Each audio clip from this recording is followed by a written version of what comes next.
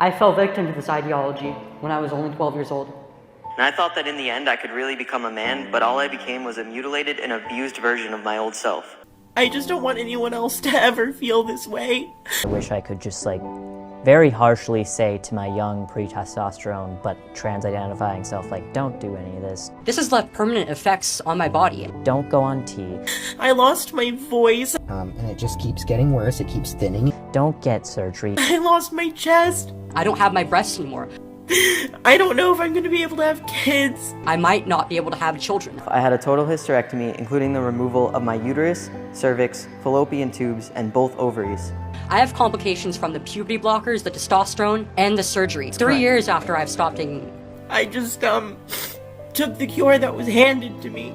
Just stop. The collapse of the UK's Tavistock gender service has revealed 90% of girls referred to the facility were same-sex attracted. They have what we call an internalized homophobia. I grew up with a lot of internalized homophobia. I never thought there was any other option than loving boys in that way. In 2023, 172 children in Queensland started, this is children, not adults, children, started puberty blockers, with the majority ending up on a path to cross-sex hormones. I was 13 years old, almost 14, when I went on hormones. This, you say, means that when they become adults, they will be adults in name only, as their development has been interrupted. And it was like being frozen in a child's body. What does this mean for the next generation who may be same-sex attracted? I'm sad for humanity and the children and what's gonna happen. The problem is gender nonconformity is a pre-indicator for homosexuality. We know that in statistics, we know that anecdotally, if a little boy is very feminine, we kind of know he might end up to be gay. I have feminine mannerisms and I like guys, so it just makes more sense.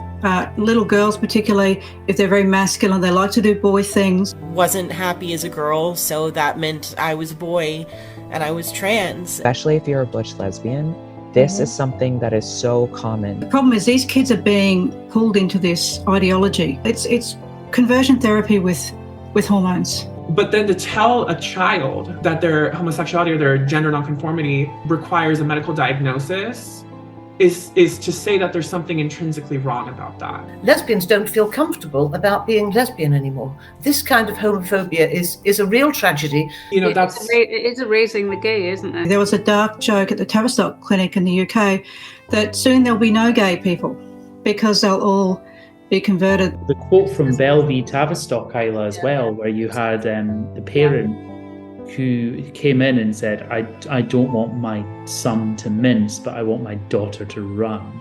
We don't know actually what the result is to completely stop puberty. The number of kids known to be on puberty blockers or cross-sex hormones has more than doubled in 4 years. When I went in for my first time appointment, she immediately gave me my letter of recommendation for both hormones and surgery. Starting at 13, when I was given puberty suppressants and cross-sex hormones.